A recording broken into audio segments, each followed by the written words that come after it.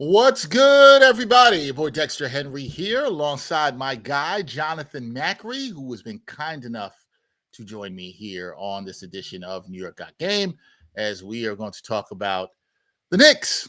I'm going to preview Game 6 for you and what the Knicks need to do to close out the Hawks. Here, J-Mac, how are you doing? Because the last time I did something with you on camera, we did a Game 2 playoff hangover on KFS, and let's just say the vibes were not immaculate, is what I would say. The vibes were not immaculate, my friend. No, I'm doing quite a bit better now. I mean, look, the reality of tomorrow night, and I think the reality of this series is it is yet to be determined whether our post-mortem that we did about a week ago after that game too, whether there will still be some payoff from that or whether it's something that we're going to look back on and laugh about, and the Knicks are going to ultimately decide that tomorrow. So we'll see. You said to me before the series, when it was me, you, and CP, you brought up the fact that how the Knicks started this playoffs would have such an impact in how we looked, especially in the series, how we looked at them throughout the rest of the playoffs and the series. And this series obviously did not get started off, I think, the way many people would want. Well, but it's been interesting because I think this is really like a beauty is in the eye of the beholder thing, because if you look at the playoffs as a whole and you look at the Knicks point differential in the series, the only teams that have a better point differential in the playoffs are the two teams that have already advanced, and they're the two clear, like the obvious favorites, the Thunder and the Spurs. And the Knicks are not that far back from either of them. So you could look at how the results of the 3 wins. You could look at how certain players have played. I'm sure we'll get into Cat. Obviously Brunson had the explosion yesterday, and say, yeah, I feel great about the potential run moving forward. And yet that could all go by the wayside if they do not take care of business in this game. And we are sitting here sweating out a Game 7 in the first round, which I don't think any of us anticipated. Yeah, and that's the thing, right? You talk about the point differential. The Knicks have outscored the Hawks by 54 points in this series. And when you look at that number, you're like, this should be over. Right? This should be over. However, there's nothing we could do about that now, right, J-Mac? Yeah. There's nothing you can do about it now. This is where they are, and they've got to close this out. When you look at Game 4 and Game 5, it feels like that should be the blueprint for the Knicks. Like, it feels like it. But do you think the blueprint that we saw with Cat as the offensive hub, which people have been screaming for?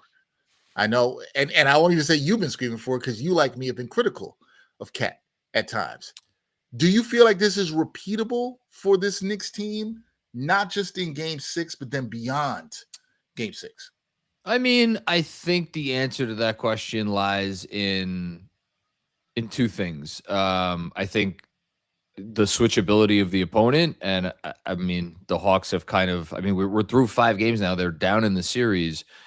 If they were waiting to be more switchable, I think we would have seen it already, right? So I think they're hesitant, and they're hesitant, I think, with good reason. They have some defenders that they have to play. I mean, it's it's funny. I don't know. I'm sure this has been said, but I don't know that I've said it explicitly. The ding on the Knicks roster construction is that their 2 most talented offensive players are their 2 quote unquote weakest defenders. Now, I think you could argue that Towns has played himself out of that conversation in the series because of how good he's been. But the Hawks are the same way. CJ McCollum and Jalen Johnson, like, people don't talk about or think about Jalen Johnson in the way that they think about Karl-Anthony Towns. Cat's been appreciably better than Johnson defensively in this series. So look, I'm going off on a tangent here. No, it's cool. Okay. I think the switchability, and then also the physicality, and Boston, I think the Hawks got a little bit more physical in Game 5. Obviously, that just by their own admission, and after the game, they were not as physical as the Knicks.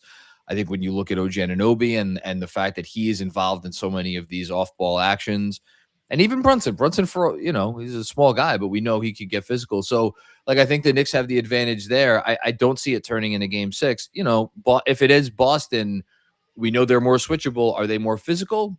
I don't know about that. So I think this can be a path moving forward, certainly for at least the immediate future.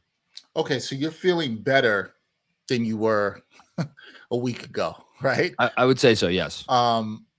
But are you confident about tomorrow night? And see, you're ready to turn away, J Mac. And Confident. I don't think any of this is crazy to not feel confident about tomorrow night because of what you've seen from this team this season. You know, do I think they're going to win tomorrow? I do. I think they're going to win because we always talk about how serious are they, and are they going to be able to get out of their way? Are they going to engage in silliness and nonsense? I think they've had two really poor quarters in this series. The fourth quarter of game two, and in terms of how they've played, I think they played poorly in the fourth quarter of game two, and I think they played poorly out of the gate in the first quarter of game three. That's it. You know, they've played, what are they? Played 20 total quarters, and Yep. to have 2 out of the 20 be poor. If you compare that to the first round last year, I mean, I I don't know how many quarters or total quarters against the Pistons I was like blown away by that. I thought they played like out of this world.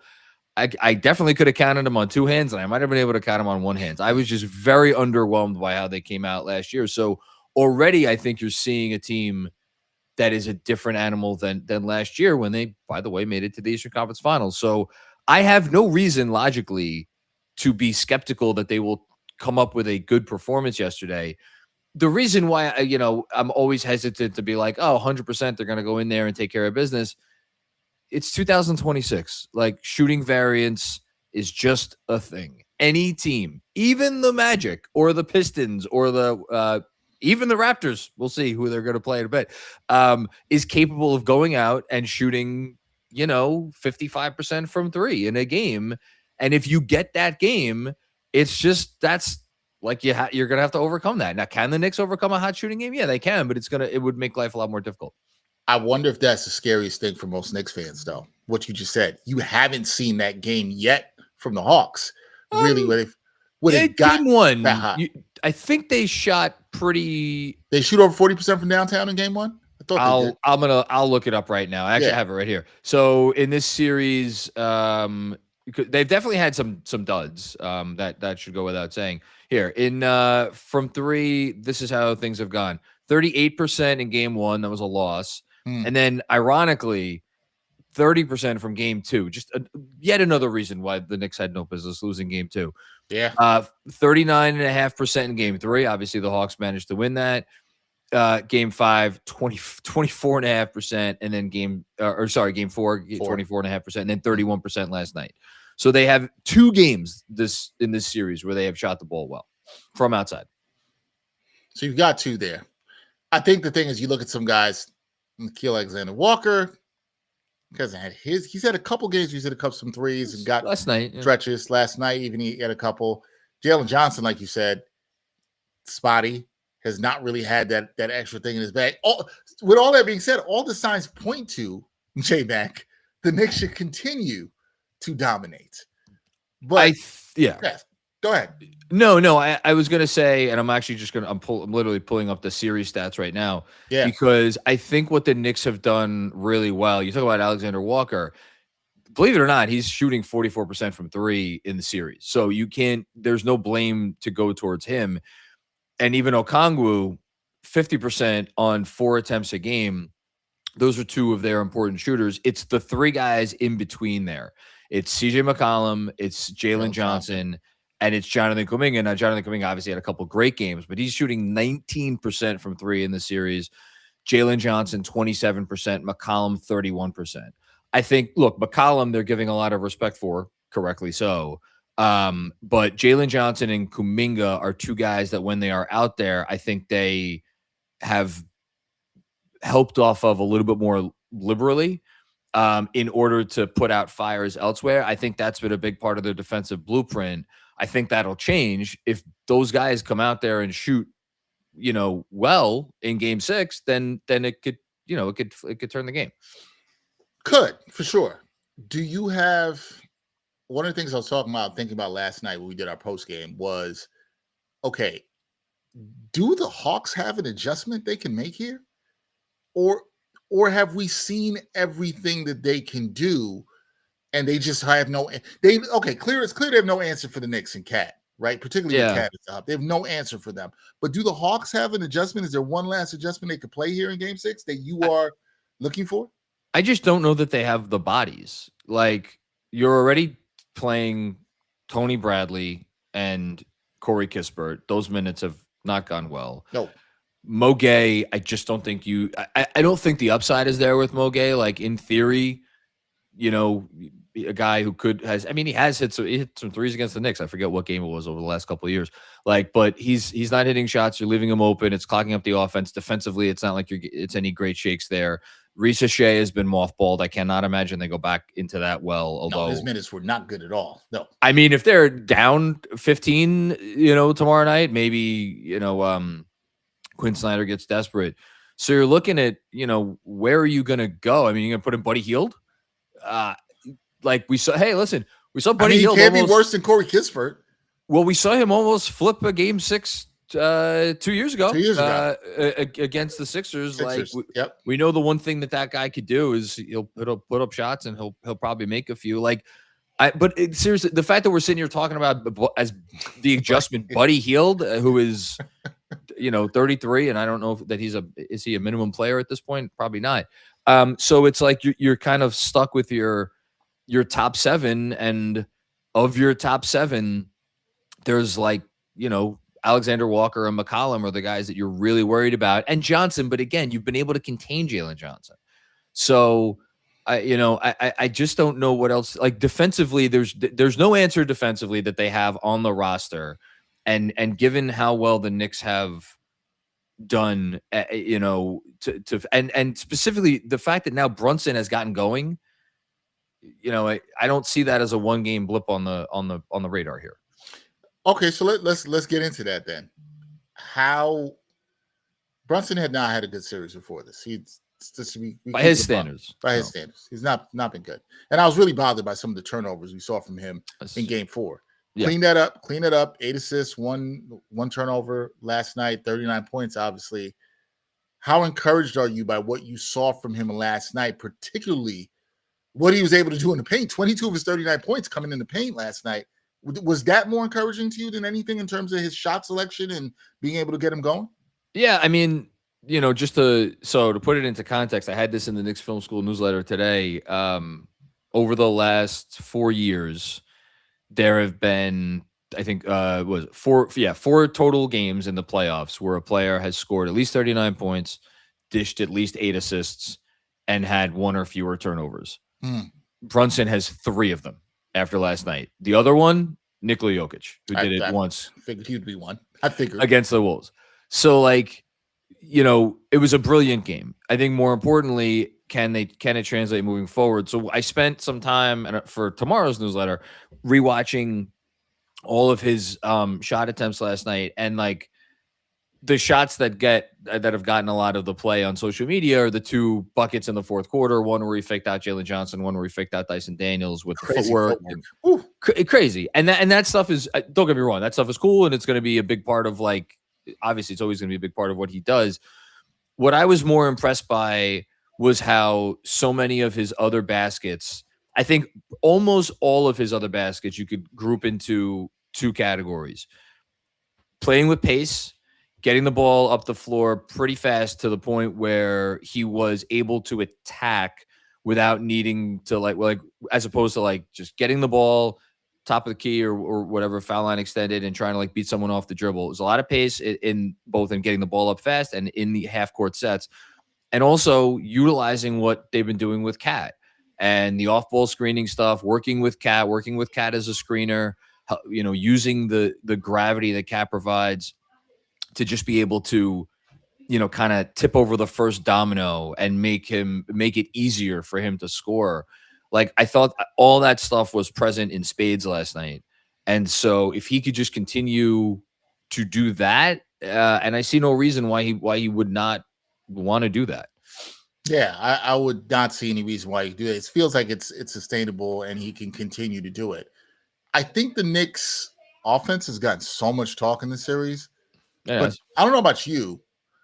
I'm more impressed with what we saw from this team defensively the last two games, Oh. particularly even last night. Like that's been the more impressive thing to me because I think if they defend like that, J Mac, and they defend on that level, I've kind of been saying this all season. The defense is there. The ceiling for this team is a lot higher. And I think the way they've played defense is sustainable, but they've got to bring that effort every night. And I think I'm looking for that again in game 6. Is this going to continue? Is this defense that we've seen in games 4 and 5 going to continue? Are you impressed with the defense in the way I am, or more impressed with what we've seen from them offensively? Well, I'm more impressed with the defense, but it's because of the who, not the what, and it's Karl-Anthony Towns. Like He's I been think good defensively. I think me and you, I think you'd agree with me. Like Mitch has been good defensively in this series, right? Yeah. You know? Yeah. And yet, just looked it up on Cleaning the Glass. 164 minutes for Cat in the playoffs. I looked this up today at Cleaning Glass. I know where you're going. They're 7.5 points better on defense. I don't know if they're 10 points better on offense with Cat. Cat's been he's been one of the 5 best players in the playoffs, but they're 7.5 points better on defense when Cat's in the game. That's like, I mean, I don't know that there was any universe where I would have foreseen that being a reality. No, but that it's funny because I looked that up on Cleaning the Glass today too. I was looking at some of the individual defensive stats. That's nuts, but it also adds more to the frustration of where you're like, damn, this is why this team probably should be done with this series already. They absolutely should. The one thing I will say though, okay, and we've been talking for whatever 17, 18 minutes, and we have not mentioned the word Josh Hart once. He's questionable. Look, he's questionable. Everybody watching this expects Josh Hart to play. Yeah, and he will play. He will if he can move, he could play. But how effective will he be? Because I think, offensive, that's the same, like you just said, we always talk about offense. It's really about the defense. We always talk about offense when it comes to Josh Hart, right? So there's this thought, and I actually said something to this effect on the one of the shows I did earlier today. I do too many things.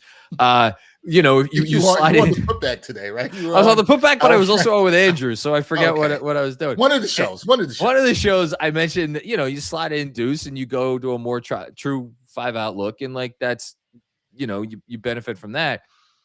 I think for as nice as that would be for obvious reasons, what you would lose defensively if Hart is not Hart, because they have come to rely on him so much to just shut off the water, whether it's on Jalen Johnson or CJ McCollum. If he is not moving, if he can't move like he's capable of like when he's at full strength, and he becomes someone that the Hawks sniff out early, or like, oh, we can attack him, that's a huge deal, because I'm huge Deuce McBride fan. You're a huge Deuce McBride fan. We love Deuce McBride here.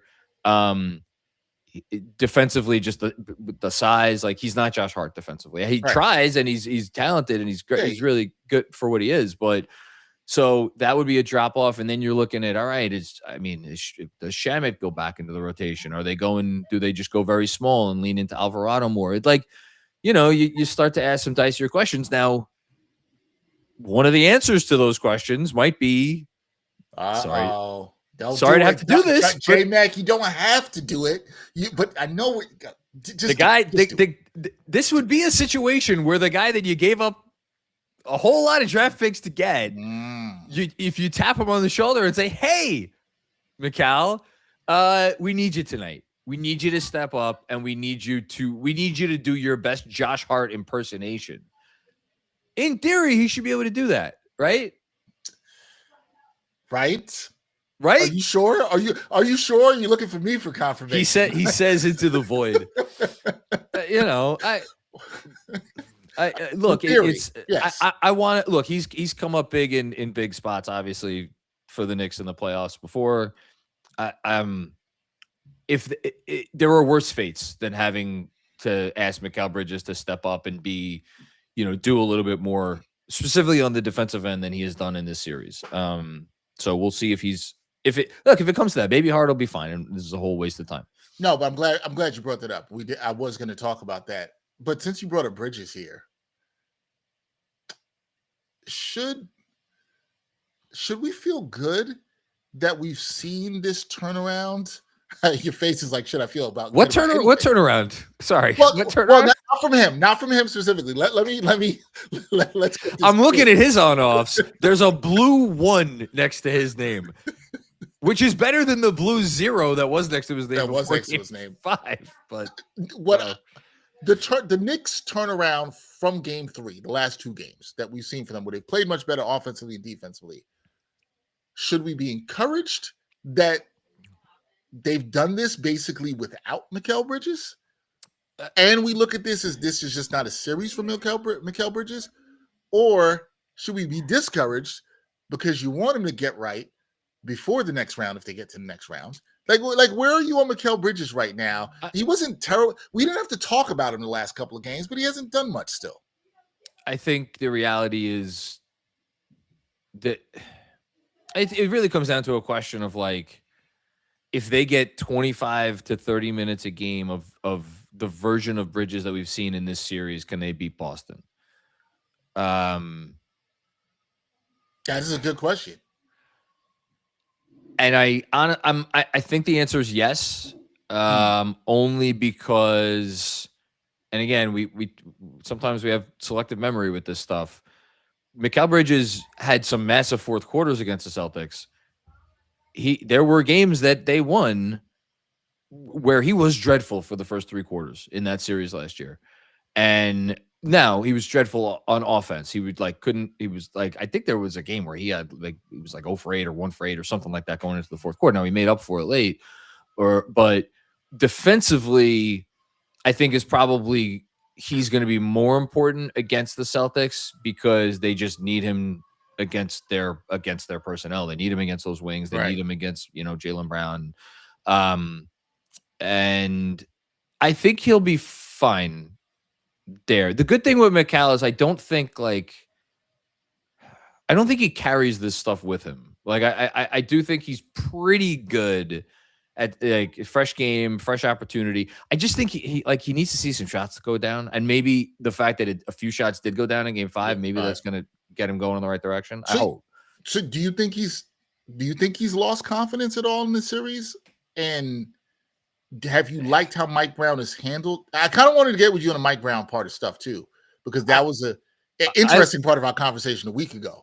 I love how Mike Brown's handled I think it was the right move not to mention, because I did say with Ian earlier today, that would have become a national story. Like, I think it would have almost overshadowed like wins and losses if like they benched the guy that they traded all this stuff for. Mike Brown is like, wait a minute, I could have my cake and eat it too. I could, if I think he shouldn't be playing major minutes, I'm just not going to play him major minutes, but I'm not. Right. I'm going to continue to start him. And I think the beauty of how well the Knicks are playing right now is they don't need Mikal Bridges to be great. They don't really honestly even need him to be like average or above average for the rest of the starting unit to be good, because the rest of them now, especially with Brunson getting going, they're all just operating at such a high level. Yeah. And again, to credit where credit is due, defensively, look, there have been some situations where they asked him to guard CJ that didn't go so well. Other than that, defensively, he's held up in the whole series. So, that's a big part of it, because we know with other players who have come through here, Julius comes to mind, and Cat, let's call a spade. Like, when their defense drops off, it's like, oh my God, how are we going to survive? That has not been anywhere close to the case with Bridges. It's a good point. It has not. A couple more things I want to get into the specifics of Game 6 with you and how the Knicks can close the Hawks out. When I was on your playoff hangover show after Game 2, and you tried to have me on as the voice of reason or calm, after I hope I did good. You did great. You did great. I tried. Everybody, I feel like you were calmer than you were the night before, but calmer, I will say. Coach Brown was such a hot button topic last week. I haven't heard much fans talk about him much in the last couple of days. Do you like how he's handled things rotation wise? You and I both did not like the timeout situation in Game 2. You and I were both, that was just bad. There's nothing about that. Yeah. If he could go back in time and just like literally, it's just call the use it or lose it. Yep. Don't call the timeout with under 3 minutes to go. have the timeout at the end of the game. You call the timeout, get Brunson the last shot. He makes it, he misses it, whatever. We are still critical of Brown for the how long he left the no Brunson, no Cat lineup out there to start the second quarter, which is where the momentum of the game kind of flipped. But it would have been a different, the tenor of the conversation would have been different. We would not be looking at a coach asking ourselves, does he know the rules of like timeout usage, like having that timeout and like being able to, knowing that it goes away if you don't use it under 3 minutes. That's it. Like, I don't know how you watched their offense the last few games and not think really highly of this guy, because, as listeners of this show probably know, you're not going to find a bigger Tibbs fan than me. You are not. Their offense never looked like that, never looked anything close like this under Tibbs. And the level of sophistication, how often, look, not every possession is going to end great. It's playoff defense. You're going to get stuff where, all right, someone's going to put up a tough shot at the end of the clock. But the actions that they're running and how these guys, it's like the back of their hand. They know where to move, when to move. Like, oh, okay, I'm going to go from, I'm going to, there was a play, the first play of the game. Now, obviously, first play of the game you're going to have that all set in stone. But like, Brunson sets the screen for OG. Yeah, I remember. And then in a split second, it's like, oh, that didn't work. Okay, great. Now OG's going to set the screen for Brunson, and Brunson gets a clean look, and he misses the shot. But it was a great play, and they had so many plays like that where suddenly the guy screening becomes the guy who the play is for, and just purposeful movement, and it's all revolving around Cat. And that's the part that's most interesting, because, we didn't know how those guys were getting along during the year. And here they are. Is there, again, this series is not over. We're going to get to how they can close this out. Is there something to be learned for all of us? Me, you, fans, rest of the media, that maybe sometimes these things take time and not as quickly as we want it to be? Because there's going to be people, and I'm sure it's been said to you in your shows, J-Mac, where it's like, yo, well, why didn't this happen game one, game two? Why didn't this happen before? I tend to look at things and say, does that really matter? If you get to the part where you figure it out whenever it comes, but you figured it out, what do you say to that? That's an impossible question for me to answer, because the implication is that it was just something they needed to figure out. If I thought that's what all it was throughout the majority of the year, I would sit here and I would probably feel differently. But I suspected during the year that it wasn't just about learning Mike Brown's system or anything. It was about buy-in. It was about selflessness. It was about all those sorts of things.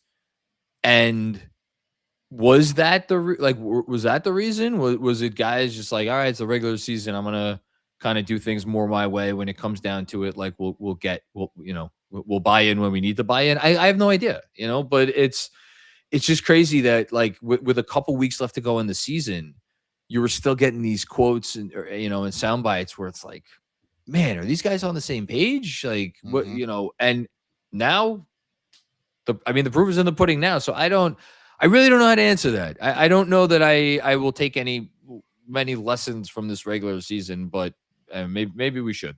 I'm not sure I do either. I'll reiterate something I said yesterday, which is, we had that quote come out. It was from Danny Green, said he heard right before the playoff start, the team is fractured. And you and I have talked about this, some stuff off the record that I'm not going to fully share, but like we've heard things about the team and that we've heard and different things. I never thought the team was fractured. I want to be very clear about that. I never thought that. I don't think so either, to be clear. And I think that fractured teams do not respond the way the Knicks did after losing games 2 and 3. No, you're a fractured team. Way. You don't have that kind of bounce back in you. You know what I mean? This is not what you have.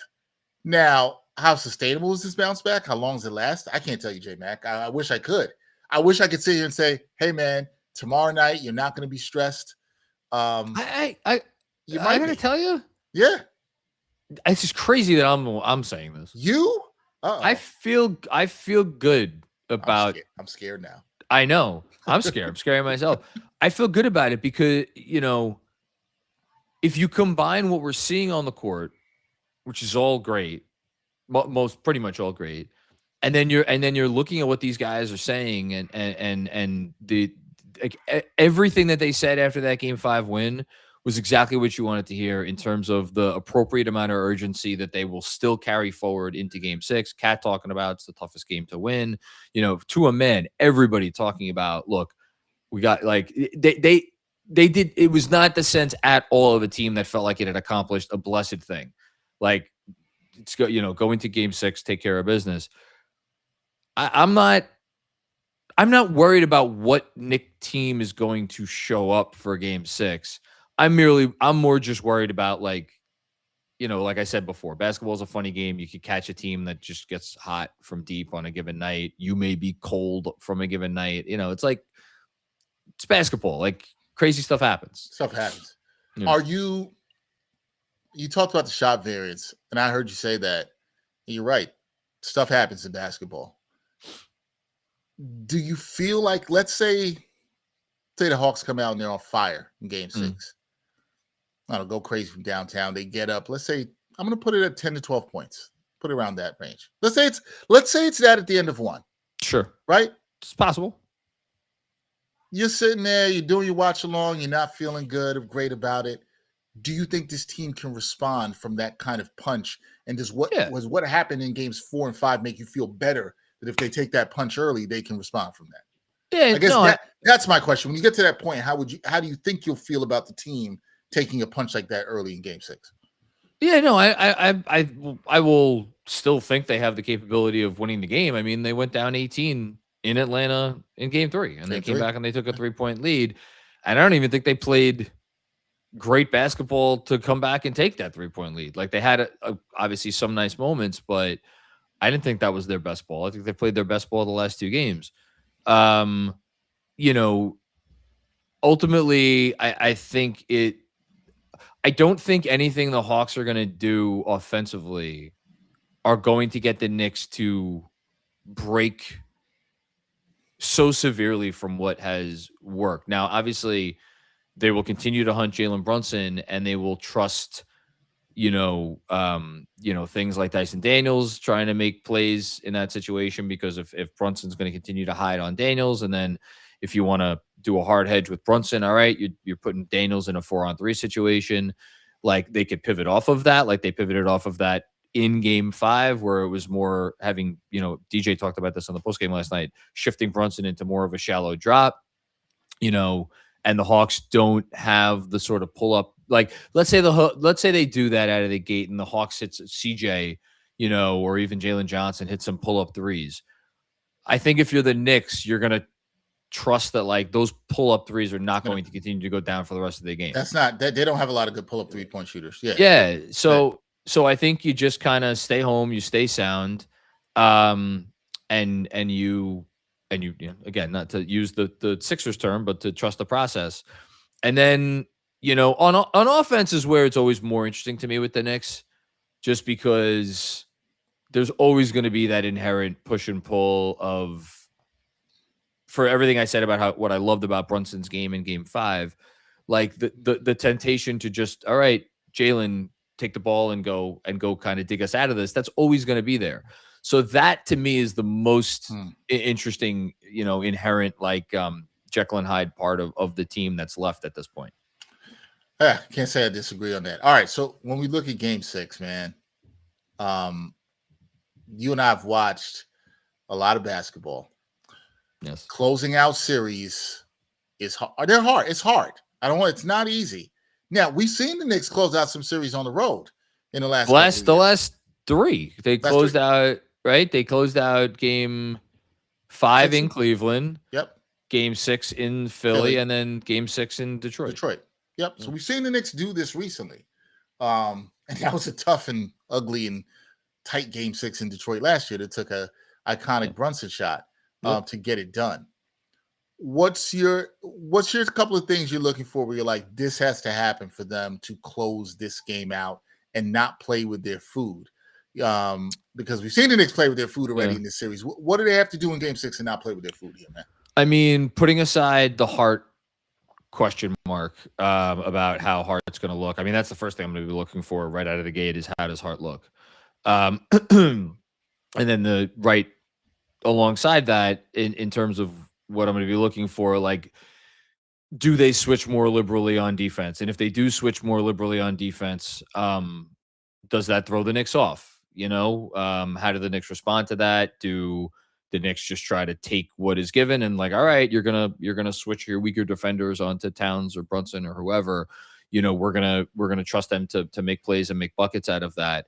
The other thing that I will just say in the last two games, which obviously have both been wins, Jose Alvarado, 14 minutes in game 4, almost 12 minutes in game 5, 2 of 3 from downtown in both of those games. That has been a big component of them thriving really in the non-Brunson minutes, including a couple of more, couple of stints here without Brunson or Cat, and it's like a little thing, but like, for Alvarado to give them 6 points and then 12 points last night, that was like his buckets felt big in the moment when they happened when he came in the second quarter. So can that continue, or does the faucet shut off for him? And then I guess the last thing, it feels like they're gonna need one of these, like OG. I think OG is gonna be great because OG's been great at, I trust Cat to play big. I trust Brunson. I think Brunson's gonna have a huge game and he's gonna play very well. Someone else, whether it's Bridges, whether it's Deuce, whether it's Clarkson, like one of these other guys is going to need to step up and I think put forth a nice scoring performance. Oh, and then the last thing, Yeah, sure. I the Hawks talked a lot. Now they talked about this after game 4 too, so maybe it's not really worth anything. But they talked a lot about how they were out physicaled in game 5. I mean, it's not often you see a team get beaten by 20 or more on the boards in a playoff game. Yeah, especially a team as well coached and as I think they were like. I have a lot of respect for the Hawks, despite the last couple of games. Do they really make an effort to clean up on the offensive glass? Because maybe they're at the point where, like, look, our first shot offense is just, it's not going to be great, but we are going to, if we're going to go down, we're going to go down swinging, and we're going to make every effort to grab offensive rebounds, because we have seen them hurt the Knicks with offensive rebounds this season. So, that is, and then, look, they'll be energized by the home crowd. Like, the Knicks are absolutely going to need to pay attention to that. Otherwise, they're gonna suffer because of it. Yeah, I think so. I think the Knicks are going to have to try to weather the storm here. I think for me, one, you're right. Will Josh Hart play? Yep. That's a big thing for me because of how good he's been defensively in this series. 2, and there's been some talk about this. I don't give a damn about how many shots Karl-Anthony Towns takes. I do to some degree. Just want to be very clear. But I don't generally. For me, it's about touches and flow in the offense. And does that continue? For example, last night, Cat only took 7 shots in game 5. But I loved how he played within the offense. I loved how he was looking for guys. Yeah, he missed OG on a couple of turnovers and get 3 turnovers, 6 assists in the game. But to me, is he still getting those touches? If he's still getting the touches, I feel good. I feel good about things. You think Brunson's going to have a big game? I do. I think Brunson wants to have a big game on the road too, which is crazy because he just had a big game at home. However, to your point, J-Mac, you've seen this man have big games on the road and closeout games before. We have seen this movie before from him. I could totally see that. You and I 100% agree on this. OG's been, you could argue OG's been the most important Nick in the series. He's been great. He's in the conversation. Yeah. He's been I think you go with him or Towns. His rebounding has been tremendous. And they've needed it. Series. And they've needed it. The physicality he's brought has been tremendous. Mm-hmm. I don't want to get too much Draymond Green here, J-Mac, but OG's a guy I trust as a 16-game player. I trust he's going to be there. Okay? Yeah. Mikal Bridges needs a good game. Let's just he he needs a good game, my friend. He needs it for himself. And But it, okay, go ahead. Yeah. but if What are he, we if, talking about for good but game? if he's not having it, and like, let's go back to the scenario you pitched before. They're down 10 in the first quarter, and Bridges, you know, has Oh, a three. has a few moments where maybe like he's trying to dribble and he turns the ball over. Mike Brown will not hesitate to I pull like him. that. You And should I not don't think he hesitate. should, I think you should. because Yeah. you trust that he'll be able to recalibrate before the next series. Like, win the game. Like, I don't care who, if it's dusting off Landry Shamet, if it's obviously playing Deuce Moore is the obvious one, but like, win the game. That's all that matters tomorrow. I'm with you. I don't think Mike Brown hesitates there, but I think it'll be a nice time. And again, I'm not asking for a great Mikal Bridges game. I'm not asking for what he did against the Spurs at the Garden this year. It's five. Yeah. Could you give me 12 points? Right? Couple assists. You know, It's I'd not sound about the some good defense. numbers. Yeah. It's not about the numbers with him. It's about the role that he's in right now. Opportunity, like, there will be opportunities that will find him one way or another, and it is about, is he aggressively trying to take advantage of those opportunities, as opposed to shying away from them, and that's up to him. It is going to be up to him and how he plays. And then, listen, if he doesn't have it, I think you trust Deuce McBride. I think the real question is, what would you do for the starting lineup if Josh Hart can't go for game 6? I mean, I think the obvious, well, I was gonna say the obvious answer is start Deuce. And yet, as I say that, the issue with starting Mitch is it creates, because he is not someone that I'm just sitting here right now. Are we sure that Mitchell Robinson can give them more than 20 minutes? And if one of the players that you're starting, you're unsure if they could give you more than 20 minutes in a game, but you also need them to be the backup 5 and it's going to be delicate to manage the cat minutes as it is. I think if you start Mitch in Hart's place, I think you're just opening up a can of worms that you don't need to open up. Like, you could, if you want to play Mitch and Cat a lot, you want to play, like, if you want to try to push Mitch's bench, you could still do that. You don't need to start him. I would start with Deuce, and then to just play that. But then that's tricky, because if you're playing it out, if you want to still have Brunson on Daniels, which I think is the way that you would want to go there, then I think you're putting Deuce. I think you have to put Deuce on CJ McCollum, because Mikal on CJ McCollum did not go well. Nope. I mean, and you're not going to put OG on CJ, because then then Deuce is left guarding someone that is much bigger. Because again, I think you need to have Mikal on Nickeil Alexander-Walker. I don't think you want to start going nuts and like, oh, Mikal, you guard Jalen Johnson. That's going to kill you on the boards if nothing else. So I think you would have to challenge Deuce to guard CJ, and that's a little dicey. I don't know. Maybe even does he consider Shamet? That's what I was about to ask you, because I'm like, Shamet's been one of the better on-ball defenders for this team all season. He has, and he's a little but bit his more. shot just doesn't look right now. And yet, I would try, like, if Landry Shamet is in the starting lineup and he gets opportunities if he's open, I would trust him. Like, I would trust him, and I think the Hawks, that's, you talk about a dangerous game to play. If the Hawks are like, Shamet's been out of the rotation, we'll let him shoot, and we'll hope he doesn't. No, I don't know if I'd do that if I was Atlanta. You know what? I think I may have talked myself into it. I think I may have talked myself in with Shamet. I'm with it too. Because it keeps everything else where it is. Yep.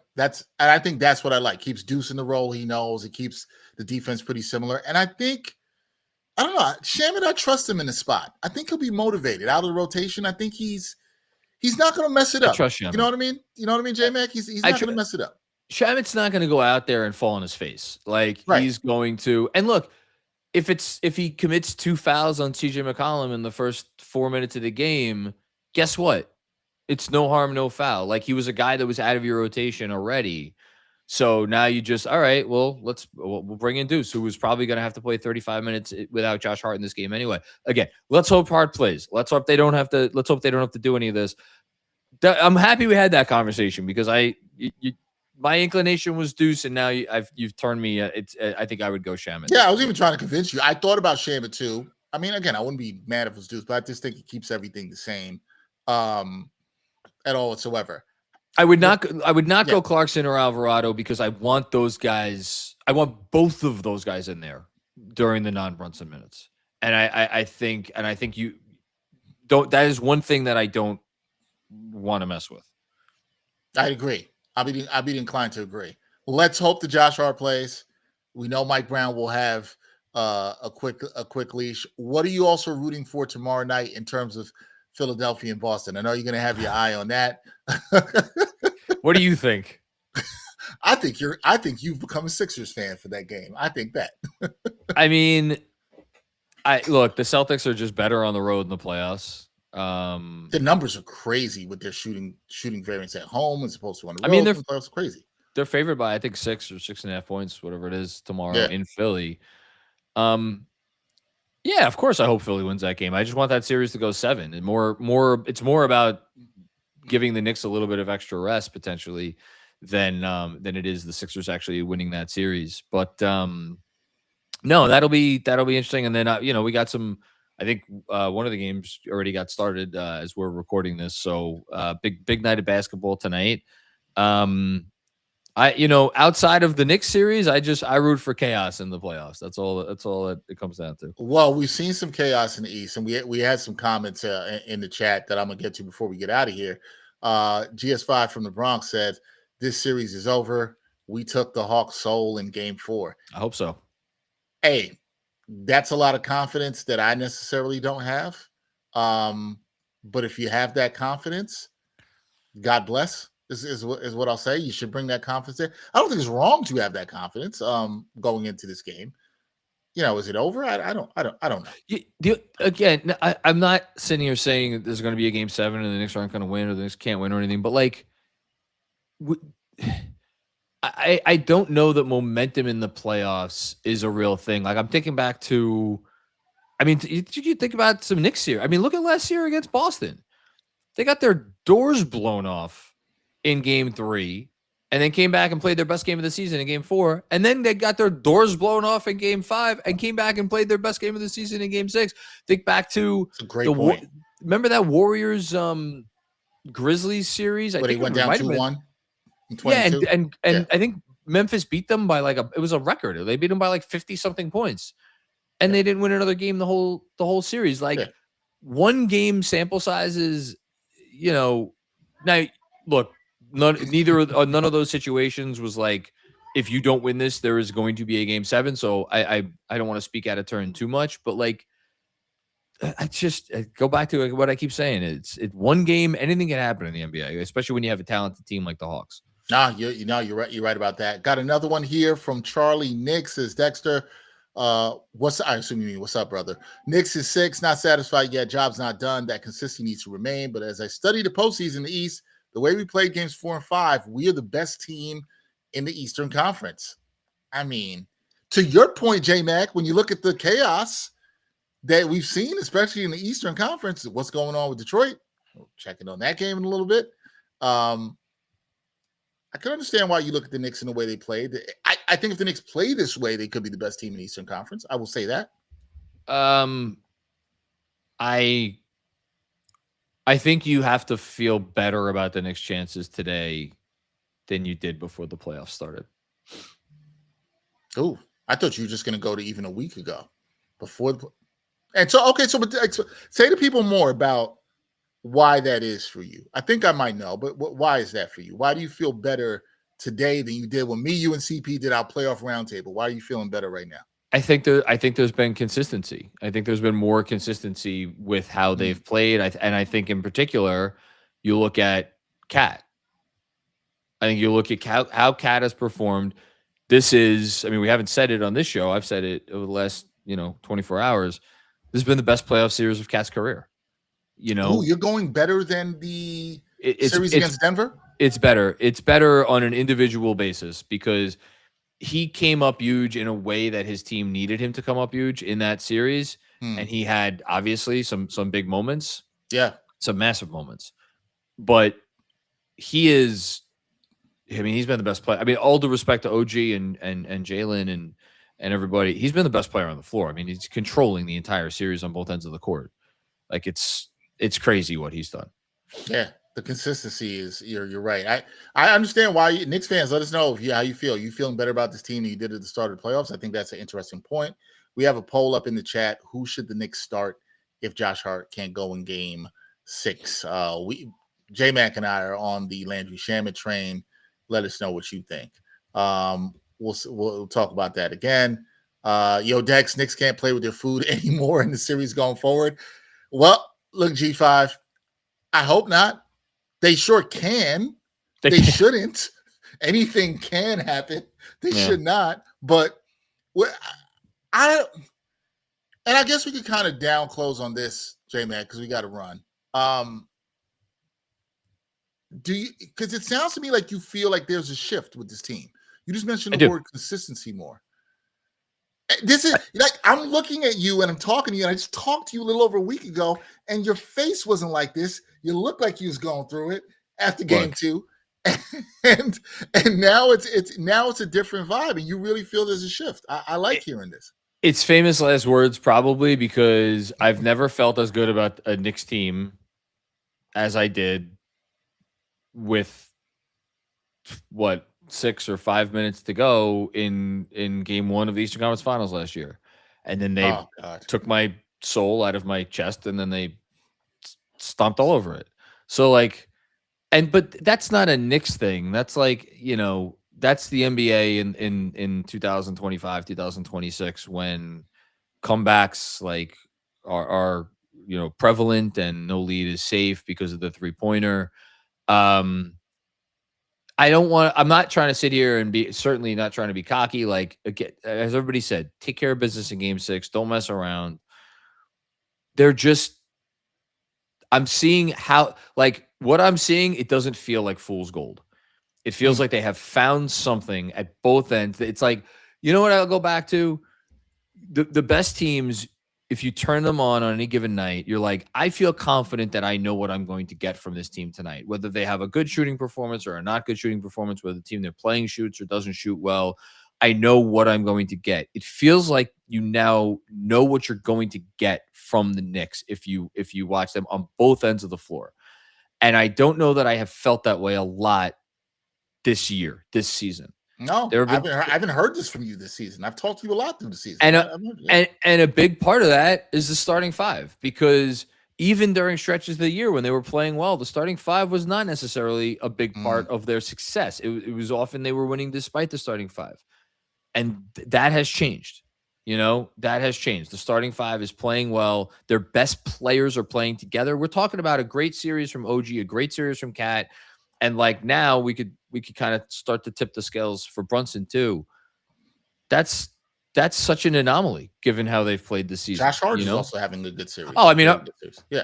But Hart's always, what he's going to bring, right? Yeah. He's a 16-game player. We know what he's going to bring. This is good to hear from you. We got one last comment in here. This from my guy, Greg Film Stuff. My guy too.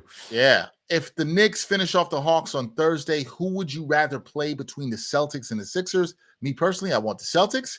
I fear Greg, fear Philly. PG-13 is their 4th option. So there's fear. Who do you want, J-Man? But first thing, we both want a long series for those other 2 teams, other 2 Atlantic Division rivals. But who would you want between the Celtics or the Sixers? Philly. I want Philly. That's not. It's just the Celtics have, like, when they are hitting their threes, they don't lose. And you could say, well, great, they're not going to hit. Like, I don't think they're going to hit their 3. Like, that team is. It's just they're scary when the shots are going down. There is nothing the Knicks or any other defense can do to stop them. That's just the reality. Like the Sixers, I know the Knicks are capable of slowing down the Sixers offense. Now the Embiid piece of it is a little bit scary because, how would that series go from a Towns perspective? But I would rather face Philly for sure. It's interesting. I like Philly. I'd like it. I wonder how Philly's confidence would be if they get past the Sixers.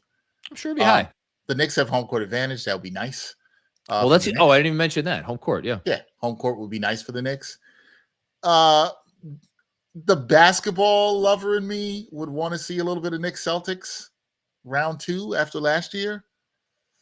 But you know what? Sending some more misery down the I-95 to our brothers and sisters in the city of brotherly love would not necessarily be so bad either. I just, whatever gets the Knicks to the finals, I don't care how it happens. I just, it's been well. Speaking of that, 27 years. We did have one comment that said once the Pistons lose their series, G5 from the Bronx says the East got a lot easier for the Knicks to make the finals. We'll see. I'll say this. Yeah. If the Knicks look, take care of business against the Hawks, series is not over yet. Yep. If the Knicks win this series and the Knicks get past whoever they play in the next round, they will go to the finals. The same thing that happened last year will not happen again. They will make the finals. They are not. This Knicks team is not losing in the Eastern Conference Finals. I like this. So all they got to do, they win this series, they're going to the finals. No, I didn't say that. They got to get past the next round. Oh, next series. You're saying once as they reach the ECF, they are going. If they reach the Eastern Conference Finals, they will make the finals. The Boston, a theoretical Boston series to me is a coin flip because I think that is a series where the Knicks could go out and play well, and there is still a world where they lose. I can see that. Granted, I had David Shepard, Sirius XM NBA Radio, tell me on the show. He said he doesn't think the Knicks have much of a chance in that series. I strongly disagree with him, but that's insane to me that they wouldn't have much of a chance. No, he even said he said to me a puncher's chance. I said they've got more than a puncher's chance. I think that's crazy. I agree. If you want to say the Celtics should be favored, that's fine. They have home court. That's okay. I'm not going to begrudge that, but I don't. He said he thought it would be pretty easy series for the Celtics, but is he a Celtics guy? He is not a Celtics fan. Oh, interesting. Okay, he's not a Celtics fan. He also didn't like Mike Brown and thinks Mike Brown talks too long in his press conferences. Okay, it's interesting. I'm just telling you. I'm just telling you what happened. We are out of time here. J-Mac has been kind enough to give me about an hour to talk about this. I want to thank everybody for joining us. I will mention we did have our poll, which we just asked. Not many votes. But if Josh Hart can't play in Game 6, who should start in his place? And 50% of you guys said Mitchell Robinson. Really? Okay. Love double big. 38% for Landry Shamet and 12% for Deuce McBride. So okay. I'm glad to see the Shamet love. A lot of Mitch love there. People love the double big lineup. I wouldn't throw that out there to start personally. I would let that be. Last word here, J-Mac. Knicks. What's your prediction? Knicks win? Yeah, I'll predict they win. I think they'll win. Again, I'm never confident going into any game, but I feel like they're going to play well. And if they don't win, it's going to be because the Hawks play outstanding basketball. Probably have a hot shooting night. But I feel good. I think the Knicks. They've given me a reason to be as confident as I am ever going to be. So, hey man, you may never see J-Mac this confident again, especially if they lose Game 6. I'm not saying they will lose Game 6. I think the Knicks win too. I'm going to predict it. I do not think it'll be probably as easy as Game 4 and 5, but I'm going to say Knicks win Game 6. In the end, they get a little comfortable. They win by 12 or 13 points. I'm going with Knicks. 12 or 13 point victory down in Atlanta. Where do I sign up for that? I'm sure you will sign up for now. If it's bad, you will be pulling out your bourbon of choice or whatever. I got it right here. Listen, only a Knicks fan like you would keep it close by. I wouldn't expect anything less, my friend. You got to keep it close by. Hey, you ain't got to get ready if you stay ready. You know what I mean? Yeah. You stay ready with the bourbon. So I appreciate that. There it is. That is my guy, Jonathan Macri, the Dean of Knicks Film School. Check him out with KFS. They do a fantastic job. Do everything the Knicks. J-Mac, I'm sure we will talk plenty more through this playoff run, which we hope will be longer. I appreciate you, my friend. I hit you with a bad signal today, and you were able to come through and join me for this conversation. I thought you would be. I'm going to give the love back. I thought you would be level-headed as well too, talking about what the Knicks have to do to get a win in Game 6. I thought you would be just a bit. I thought you'd be a bit. Anything else you want to plug for the people?